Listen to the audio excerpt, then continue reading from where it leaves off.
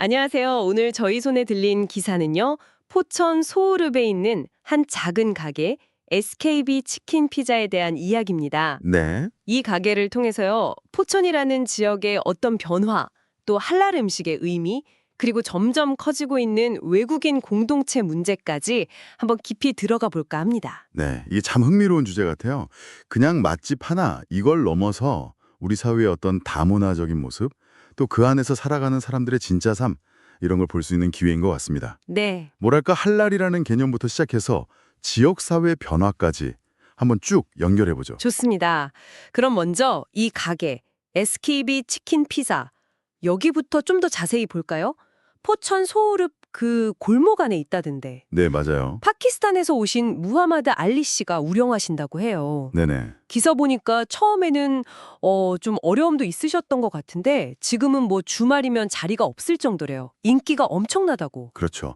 여기서 이제 핵심은 역시 할랄이라는 개념이겠죠. 네, 할랄. 이게 아랍어로 허용된 것이라는 뜻인데 이슬람 율법에 따라서 무슬림들이 먹고 또 사용할 수 있게 허락된 걸 말하는 거죠. 아하. 특히 음식 같은 경우는 잘 아시다시피 돼지고기나 알코올 이런 건 금지되고요. 그렇죠. 그리고 육류는 다비하라고 하는 이슬람식 도축 절차를 따라야만 해요. 이게 뭐냐면 신의 이름으로 기도를 하고 단번에 도축해서 고통을 좀 최소화하는 그런 방식입니다. 아, 그런 구체적인 절차까지 있군요.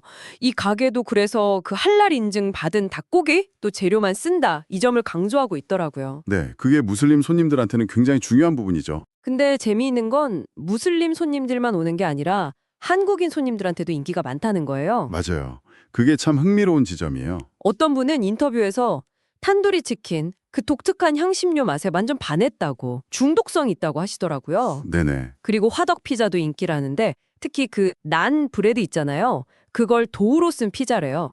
아, 이것도 맛이 진짜 궁금하네요. 네, 그 난 피자 그거 참 독특한 시도죠. 그리고 또 하나 주목할 만한 게 술을 안 판다는 거. 아, 맞아요. 이것도 당연히 이슬람 율법 때문인데 그 대신에 라시라고 하는 파키스탄 전통 요거트 음료나 과일 주스 이런 걸 제공한다고 해요. 어떻게 보면 가게의 어떤 정체성 이런 걸 지키려는 노력으로도 볼 수 있겠죠. 단순히 율법을 넘어서서요. 그렇군요.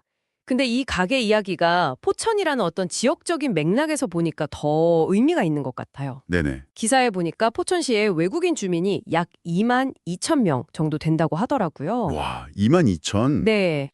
이게 전체 인구의 14%에 달하는 꽤 높은 수치라고요. 전국적으로도 그렇고요. 와, 14%면 정말 높은 비율이네요. 그 통계가 시사하는 바가 크죠? 네. 그 중에서도 무슬림 인구는 한 2천에서 3천 명 정도로 추산된다고 해요. 주로 이제 방글라데시나 파키스탄 이런 이슬람 문화권에서 오신 분들이 많고요. 아하. 심지어 소흐릅, 송우리 근처에는 포천 이슬람 사원, 그러니까 모스크도 있대요. 주말마다 수백 명이 예배 보러 모인다고 하니까. 와, 정말요?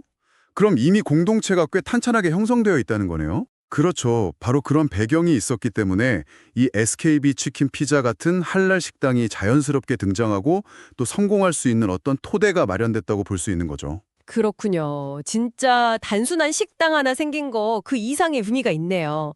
그래서 그 포천시 다문화가족 지원센터 이런 곳에서도 이걸 되게 긍정적으로 보고 있는 거겠죠. 네, 맞습니다. 9월에는 솔모르 하모니 축제라는 것도 열리는데 거기서 할랄 음식을 포함해서 여러 세계 음식을 맛볼 기회도 있다고 하니까 좀 지역사회 변화를 직접 느낄 수 있겠어요. 맞아요.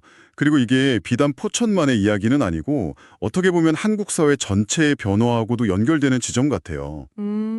요즘 케밥은 뭐 길거리에서도 흔히 볼 수 있잖아요. 그렇죠. 익숙하죠. 네. 근데 요즘은 할랄 인증받은 불고기나 비빔밥 같은 한식 메뉴도 나오고 심지어 김치나 라면 같은 가공식품까지 나오고 있어요. 오, 정말요? 네, 일부 향신료가 좀 강한 음식들을 제외하면 할랄 음식이 의외로 또 한국인 입맛에도 꽤 잘 맞는다는 평가도 많고요. 하긴 생각해보면 우리 음식에도 향신료 많이 쓰니까요. 그 주인 무하마드 씨의 포부도 저는 되게 인상 깊었어요. 아, 네, 그 마켓 이야기. 네, 앞으로 포천에 한랄식품 마켓을 열 계획이라고 하시던데 그 이유가 무슬림 주민들이 식재료 구하러 멀리 서울까지 가지 않아도 되게 하고 싶고 그렇죠. 불편하니까요. 네, 그리고 동시에 한국 사람들한테도 파키스탄의 맛을 더 널리 알리고 싶다 이런 꿈을 가지고 계시더라고요. 참 멋진 계획인 것 같습니다. 네, 오늘 저희가 포천의 작은 한랄 식당 이야기에서 시작을 했는데요.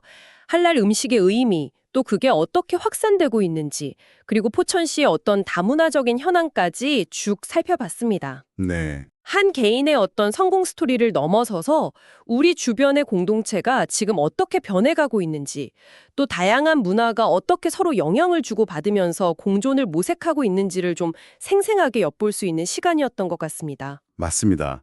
이 이야기가 여러분께는 어떤 의미로 다가왔을까요? 단순히 새로운 음식 정보를 얻는 것, 그걸 넘어서 우리가 살고 있는 이 동네, 이 사회가 어떻게 달라지고 있는지, 네. 그리고 그 안에서 서로 다른 배경을 가진 사람들이 어떻게 어우러져 살아가고 있는지 한 번쯤 생각해 볼 기회가 되었으면 좋겠습니다. 네.